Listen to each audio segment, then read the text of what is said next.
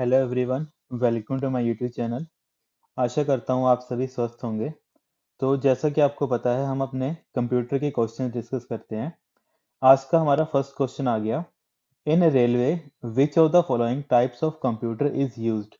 तो यहाँ पे बात करें कि जो हमारा रेलवे डिपार्टमेंट है, उसमें हम किस टाइप के कंप्यूटर्स को यूज करते हैं। तो यहाँ पे फर्स्ट ऑप्शन आ गया हमारे पास मिनी कंप्यूटर। सेकंड आ गया हमारे पास सुपर कंप्यूटर। थर्ड आ गया मेन फ्रेम कंप्यूटर। फोर्थ आ गया हमारा माइक्रो कंप्यूटर। तो याद रखना, जब भी हम बात करते हैं रेलवे की या फिर जितने भी हमें ये लार्ज ऑर्गेनाइजेशंस हैं, जब भी उनकी बात करते हैं तो उस टाइम पे हम किस सिस्टम का यूज करते हैं? हमारे मेन फ्रेम कंप्यूटर्स का। तो यहाँ पे क्या होगा? थर्ड हमारा राइट आंसर होगा। इसके अलावा अगर हम मेन फ्रेम कंप्यूटर को थोड़ा डिटेल में देखें, तो मेन फ्रेम कंप्यूटर मेनली कहाँ यूज किए जाते हैं? जब भी हम बात करते हैं किसी लार्ज ऑर्गेनाइजेशन की, तो हमारे पास आ गया लार्ज ऑर्गेनाइजेशन। जब भी हम बात करते हैं लार्ज ऑर्गेनाइजेशंस की, वहां पे हम यूज करते हैं मेन फ्रेम कंप्यूटर का। अब बात आती है कि जो हमारे लार्ज ऑर्गेनाइजेशन है, वही मेन फ्रेम कंप्यूटर को क्यों प्रेफरेंस देते हैं? क्योंकि जो जितने भी लार्ज ऑर्गेनाइजेशन है, उनके पास क्या होते हैं? बल्क ऑफ कस्टमर्स होते हैं। मतलब काफी मिलियंस या फिर ट्रिलियंस में क्या होते हैं? कस्टमर्स होते हैं। और हर एक कस्टमर का क्या होता है? काफी बल्क में डाटा भी होता है। अब उस डाटा को प्रोसेस करने के लिए उन्हें ऐसा सिस्टम चाहिए होता है जो एक ही टाइम पे बड़े सारे यूजर्स का डाटा एक टाइम पे प्रोसेस कर पाए, है ना। तो मेनली उस टाइम पे किस तरीके के सिस्टम हम यूज करते हैं? मेन फ्रेम कंप्यूटर का यूज करते हैं। अब इसका एग्जांपल आ गया, जैसे हमारा रेलवे आ गया। हमें पता है इंडियन रेलवे में कितने, मतलब एक दिन में कितने टिकट रिजर्वेशंस होती हैं। तो उस टाइम पे भी हमारा जो बैक एंड पे कंप्यूटर हमारा काम कर रहे होते हैं, वो कौन होते हैं? हमारे मेन फ्रेम कंप्यूटर होते हैं। तो इसमें लिख लेते हैं हम क्या काम करते हैं। जो हमारे मेन फ्रेम कंप्यूटर होते हैं, ये क्या करते हैं? बल्क में क्या करते हैं? डाटा प्रोसेसिंग करने का काम करते हैं। ठीक है, ये क्या है? इसमें एक इंपॉर्टेंट पॉइंट है जो काफी बार एग्जाम में पूछा जाता है मेन फ्रेम का। अब एग्जाम्पल के लिए मेन फ्रेम में हम पता है एग्जाम्पल कौन कौन से हो सकते हैं। अब जब भी हमने लार्ज ऑर्गेनाइजेशंस की बात करी, तो सिंपली क्या आएगा? इंडस्ट्रीज आ गई। ठीक है, सिंपल लिख देता हूँ, यहाँ पे कोई इंडस्ट्री होगी। इसके अलावा जो भी हमारे कंज्यूमर स्टैटिस्टिक्स होते हैं, ठीक है, कंज्यूमर के जितने भी हमारे पास स्टैटिस्टिक्स निकालने होते हैं, वहां पे भी हम इन्हीं को यूज करते हैं। और इसके अलावा सबसे ज्यादा मेनली कहाँ यूज करते हैं? अगर हम सर्विस सेक्टर की बात करें या फिर नॉर्मली ऑर्गेनाइजेशंस की बात करें, तो सबसे ज्यादा हम कहाँ यूज करते हैं उनको? ट्रांजैक्शंस में, ट्रांजैक्शन प्रोसेसिंग में। तो सबसे ज्यादा हम इन तीन चीजों में यूज करते हैं जब हम बात करते हैं हमारे मेन फ्रेम कंप्यूटर की। अब एग्जामिनर कई बार पूछता है कि जो हमारे मेन फ्रेम कंप्यूटर हैं, इन्हीं को हम क्यों प्रेफर करते हैं as compare to other computer से। ठीक है, तो मेन फ्रेम कंप्यूटर क्या होते हैं? पहली बात तो ये, एक तो ये एक लार्ज होते हैं। इनका जो साइज होता है वो काफी बड़ा होता है, एक तरीके लार्जर होते हैं। और जो इनका क्या होता है? प्रोसेसिंग पावर बड़ी होती है। ठीक है, एंड जो इनकी प्रोसेसिंग पावर भी होती है, वो भी काफी ज्यादा होती है ना, मोर होती है इनकी एज कम्पेयर टू अदर। अब अदर में कौन कौन से होंगे? ठीक है, लिख देता हूँ एज कम्पेयर टू। जो हमारे पास अदर हैं, अदर सिस्टम कौन कौन से आ गए? जैसे हमारा पर्सनल कंप्यूटर आता है, पीसी, इनसे पावरफुल है। हमारे जो मिनी कंप्यूटर्स आते हैं, उनसे ज़्यादा पावरफुल हैं।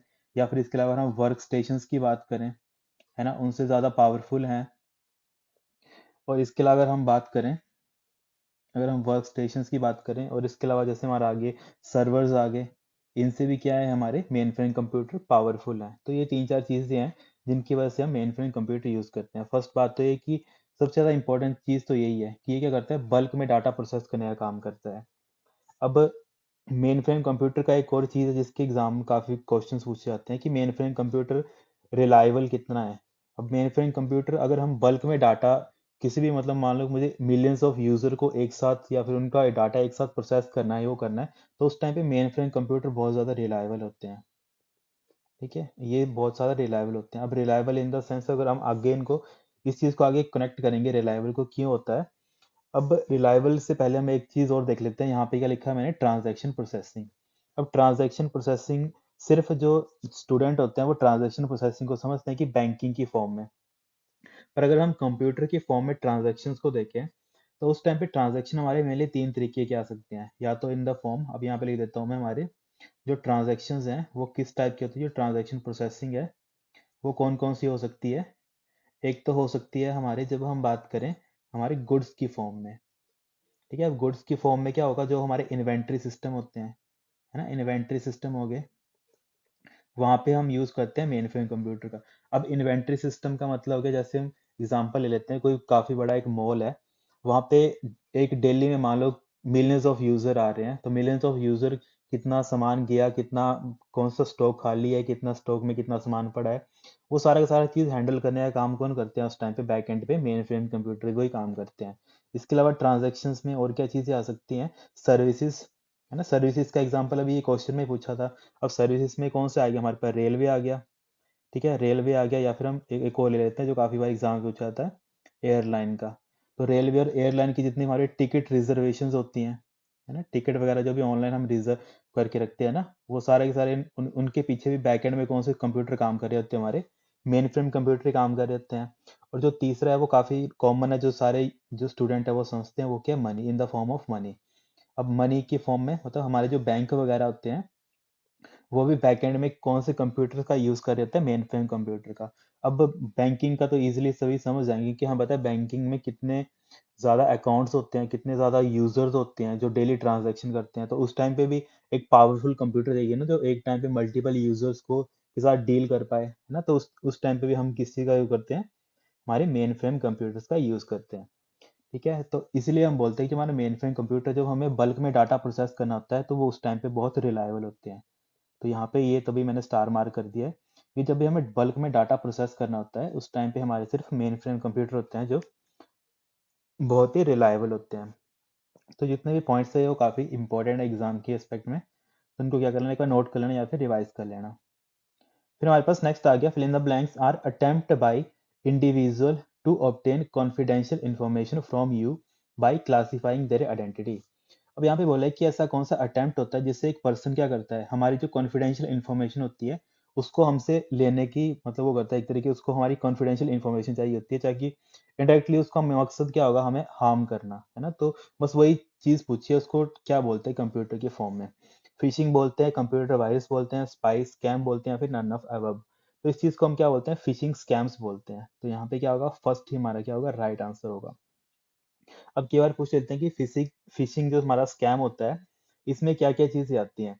इसमें जो जो भी पर्सन है, मान लो ए नाम का पर्सन है, उसको बी नाम पर्सन की इंफॉर्मेशन चाहिए, है ना, तो वो सबसे पहले क्या करेगा, उसको अब बी नाम की इंफॉर्मेशन चाहिए, तो उसको बी का क्या चाहिए, एक तो उसको बी का यूजर नेम चाहिए होगा, कि अगर बी को उसे हार्म करना है, या फिर बी का कोई भी इंफॉर्मेशन, या फिर मान लो उसकी बैंकिंग डिटेल चाहिए होंगी, जिससे वो क्या करता है, उसका बैंक अकाउंट, जैसे बोलते हैं ना कि आजकल फ्रॉड हो गया, ये हो गया, ऑनलाइन फ्रॉड हो गया, तो उस टाइम पे क्या होता है, बोलते हैं ओटीपी शेयर नहीं करना। पर मान लो बी ने ओटीपी दे दिया ए को, तो क्या होगा, उस टाइम पे उसका सारा अकाउंट खाली हो जाएगा। तो बस वही चीज है। तो ए को अगर बी का कोई भी इंफॉर्मेशन चाहिए, तो उस टाइम पे वो कौन सा अटैक परफॉर्म करता है, फिशिंग अटैक परफॉर्म करता है।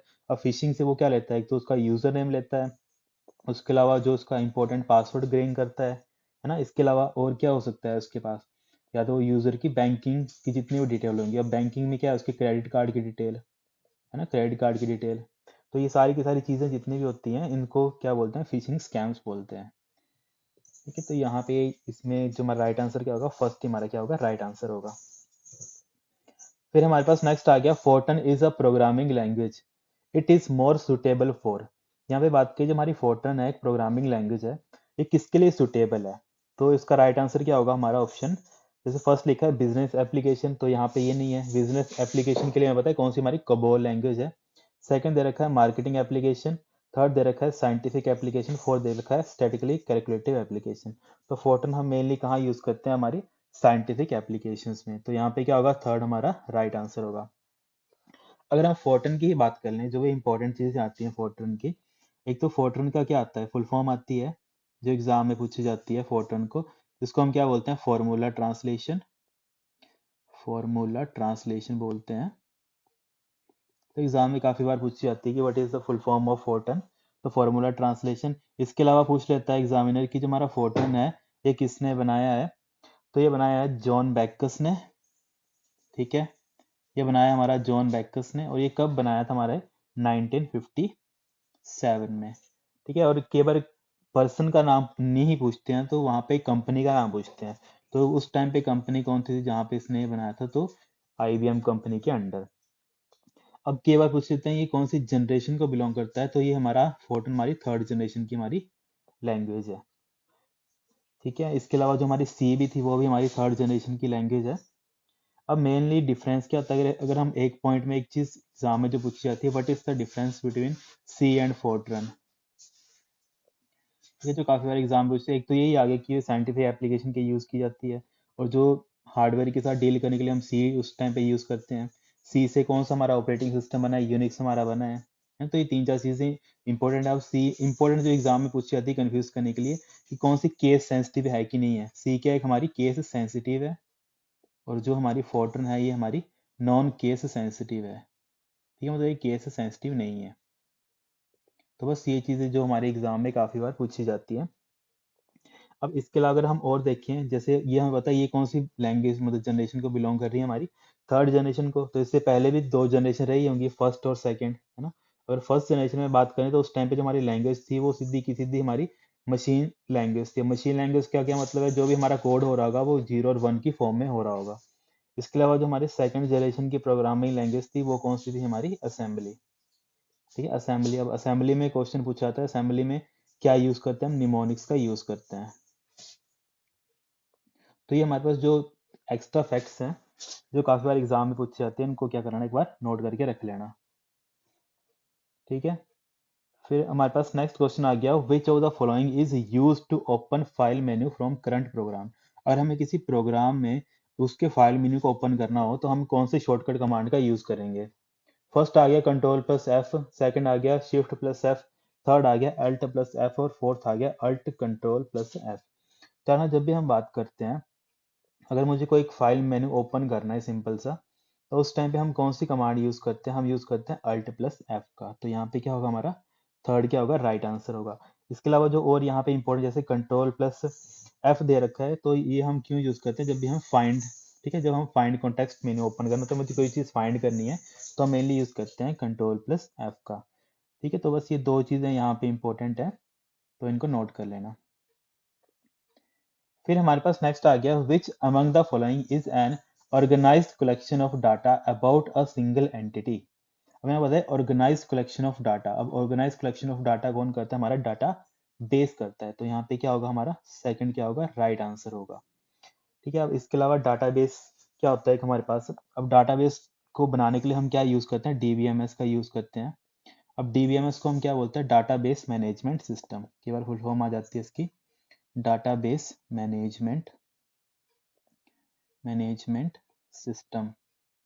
अब डीबीएमएस क्या है, एक हमारा सॉफ्टवेयर है, ऑब्वियसली एक हमारा ये क्या है, सॉफ्टवेयर है ना। अब डीबीएमएस के अंदर इसके एग्जाम्पल क्या क्या आते हैं, या फिर पूछ लेते हैं कि डीबीएमएस का मेन काम क्या होता है। डीबीएमएस का काम क्या होता है, या तो किसी डाटाबेस को क्या करना, डाटाबेस को क्या करता है, एक तो डाटाबेस को क्रिएट करता है, ठीक है, या फिर मुझे कोई डाटाबेस बनाना है, या तो मुझे डाटाबेस को कोई अपडेट करना है, या तो मुझे डाटाबेस में कोई इंफॉर्मेशन रिट्रीव करनी है, ठीक है, या तो मुझे कोई चीज़ डिलीट करनी है।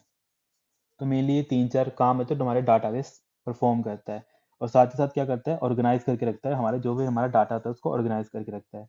इसके अलावा डाटाबेस के हमारे पास एग्जाम्पल पूछ लेते हैं। ठीक है, डाटाबेस के हमारे पास जो एग्जाम्पल्स हैं जो एग्जाम में काफ़ी बार पूछे जाते हैं, तो वो कौन से हैं, एक हमारे एमएस का, माइक्रोसॉफ्ट का क्या आ गया, एक्सेस आ गया। ठीक है, इसके अलावा हमारे पास जो ओपन ऑफिस का है, ठीक है, ओपन ऑफिस का कौन सा है हमारा, ओपन ऑफिस का क्या आ गया हमारे पास, लिब्रा ऑफिस बॉक्स आ गया, लिब्रा ऑफिस बॉक्स आ गया। इसके अलावा हमारे पास ओरेकल आ गया, है ना, ओरेकल आ गया। इसके अलावा हमारे पास जो इंपॉर्टेंट है, ये सारे के सारे इंपॉर्टेंट है हमारे पास, माई एसक्यूएल आ गया, ये भी हमारा एक डाटाबेस है का एग्जांपल है। एक इसके अलावा आ गया इनग्रिस, है ना। ये सारे के सारे क्या हमारे पास एग्जांपल इंपॉर्टेंट है जो एग्जाम में पूछे जाते हैं। इसके अलावा आईबीएम का भी कई बार पूछा जाता है, आईबीएम का क्या है हमारे पास, DB2 करके। तो ये सारे के सारे हमारे पास क्या है, यहाँ पे इंपॉर्टेंट है। फिर हमारे पास नेक्स्ट आ गया, a special high speed storage area within the CPU in which all data must be represented before it can be processed is called। उसको हम क्या बोलते हैं, यहाँ पे बोला है कि एक हमारे पास special high speed storage area है जो सीपीयू के अंदर ही होती है, जिससे क्या होता है, जो सारा का सारा डाटा होता है उसको रिप्रेजेंट करते हैं बिफोर उसको प्रोसेस करने से पहले। तो ये इसको हम क्या बोलते हैं, बायोस बोलते हैं, कैशे बोलते हैं, रैम बोलते हैं, रजिस्टर बोलते हैं। तो याद रखना इसको हम क्या बोलते हैं, इस टाइप की स्टोरेज एरिया को क्या बोलते हैं, रजिस्टर बोलते हैं। तो कई बार ये पूछा जाता है कि एक हमारे पास स्पेशल हाई स्टोरेज एरिया क्या है विद इन सीपीयू, तो उस टाइम पे भी आंसर क्या आता है हमारा, रजिस्टर होता है। तो यहाँ पे क्या होगा हमारा फोर्थ क्या होगा, राइट आंसर होगा। इसके अलावा हम रजिस्टर को डिटेल में देख लें थोड़ा बहुत, तो रजिस्टर क्या होता है हमारे पास, कॉम्बिनेशन ऑफ, एग्जांपल पूछ लेते हैं, ये देख लेते हैं। ठीक है, रजिस्टर, रजिस्टर की एग्जांपल आते हैं जैसे 8 बिट आ गया, 16 बिट आ गया, 32 बिट आ गया, 64 बिट आ गया। और इससे पहले हम रजिस्टर को थोड़ा डिटेल में देख लेते हैं। रजिस्टर होता क्या है, रजिस्टर होता है कॉम्बिनेशन ऑफ फ्लिप फ्लॉप, है ना, कॉम्बिनेशन ऑफ किसके होते हैं हमारे पास, फ्लिप फ्लॉप के। ठीक है, जिन्होंने नहीं पढ़ा इस चीज को तो वो थोड़ा इसको समझ नहीं पा रहे होंगे, व्हाट इज द फॉर्म, मतलब होता है क्या, मतलब क्या होता है फ्लिप फ्लॉप का। फ्लिप फ्लॉप सिंपली भाषा में समझना हो तो हमें पता है कि कंप्यूटर में सारा काम किस में होता है, बाइनरी फॉर्म में होता है, 0 1 की फॉर्म में होता है।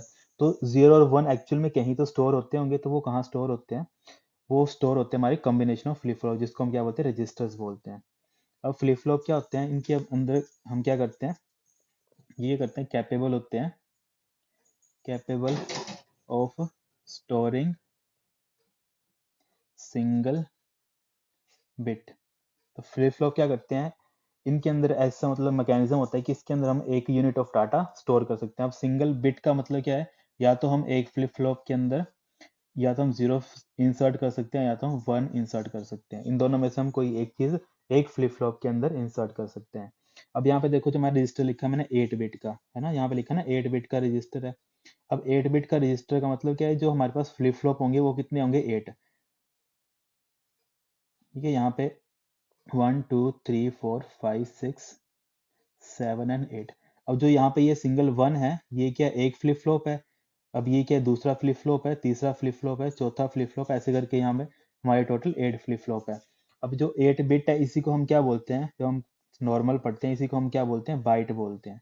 अब बाइट का मतलब क्या है, 8 बिट, और 8 बिट का मतलब क्या है, हमारे पास combination of 8 flip flop. 8 flip flop से हमारा मिलकर क्या बना होता है, 8 बिट बना होता है। ठीक है, तो यहाँ पे ये चीज़ काफ़ी बार एग्जाम पूछी जाती है। और जो हमारा एक बिट होता है वो क्या होता है, हमारा एक मेल, बेसिकली वहाँ पे उस टाइम पे एक फ्लिप फ्लॉप यूज कर रहे होते हैं। और एक फ्लिप फ्लॉप क्या करता है, या तो उस टाइम पे अपने अंदर 0 इंसर्ट कर सकता है, या तो 1 इंसर्ट, मतलब या तो ऑन या तो ऑफ। तो ये मेनली इसका काम क्या होता है, हमारा फ्लिप फ्लॉप का काम होता है। और रजिस्टर हमारे कितने टाइप्स के हो गए, 8 बिट, 16 बिट, 32 बिट और 64 बिट।